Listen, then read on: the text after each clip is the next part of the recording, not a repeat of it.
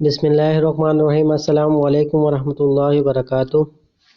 اسلام اور ہم official channel میں آپ سب کو خوش آمدید کہتا ہوں۔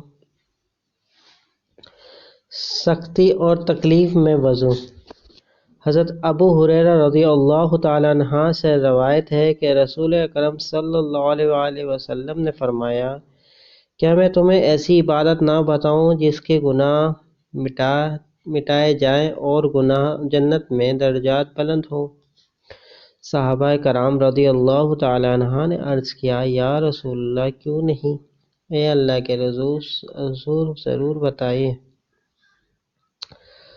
آپ صلی اللہ علیہ وسلم نے فرمایا کہ سختی اور تکلیف کے وقت بھی مکمل وضو کرنا، جیسے کہ سخت سردی اور قدموں کا مسجد تک زیادہ ہونا، یعنی کہ مسجد اور گھر کا فاصلہ لمبا ہونے کے باوجود مسجد میں باجماعت ادا کرنا اور ایک نماز کے بعد دوسری نماز کا انتظار کرنا۔